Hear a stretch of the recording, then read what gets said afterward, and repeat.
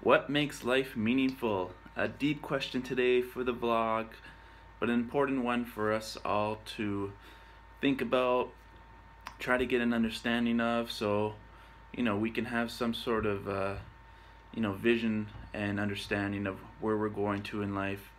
And everyone will have a different answer for this, of course. And there's not one way to live our lives. There's many ways to live our lives, to give our lives meaning. So, you know, everyone can have their own specific niche of what makes life purposeful.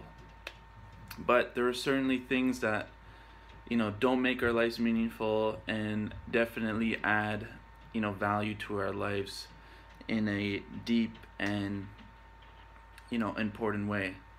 So, some ways which would not make it meaningful is, like food, playing games, materialistic things, the surface regular stuff in life that doesn't really give us, a meaningful life, what we're completely living for. But some things that do make life meaningful are our careers are always a big one. Family, of course, our friends, our partner, and children, and travel. And it's interesting that travel is on there because it is a very deep, meaningful thing to travel around and to see the world and connect with people. So that's interesting to see. And so what I've been just learning about here is Maslow's theory, who is a psychologist. And according to his theory, our needs can be put into a pyramid of the most important at the top and the least important or urgent at the bottom. So, and he calls this the hierarchy of needs. So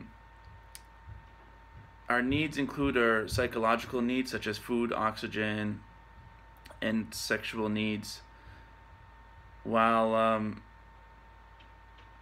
there are other ones that are more abstract or whatever. So his pyramid, from the most important to the least important, is most important is self-actualization. That's the most important one from what he says. The second most important is esteem, self-acceptance, self-worth, and confidence. The third is love and belonging. So your community, your friends, your family, your spouse, your partner. Safety, shelter, health, avoidance of predators or aggressors. Psychological needs such as food, oxygen, water, and sex. So the least important is psychological needs such as food, oxygen, water, and sex, which is interesting. But I find obviously like we don't really care about those things. We push them away, especially like water and oxygen. We don't really think of those things, and we always just, like, if you think about water, we are always subtly like pushing it away, like it's not important. Like we always need to be hydrating ourselves more, but like we never make it apparent of like it's such an important need. Well, this is if you have water like in abundance and available to you. So I find that very interesting and do believe that as same with safety. It's like once you have these things, you don't really care about them as much. Love and belonging in the middle there, which makes sense also.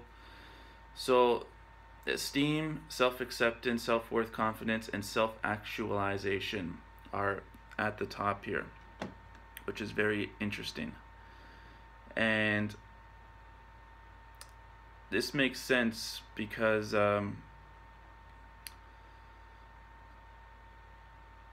like he says that like love is not what gives us meaning, and this causes a lot of problems with people because they usually rely purely on other people for their happiness, meaning, and accomplishment, which that always causes a problem for you, because you can't lean on some outside source, some other person to give you your happiness, give you your meaning. You're leaving it on someone else and something else.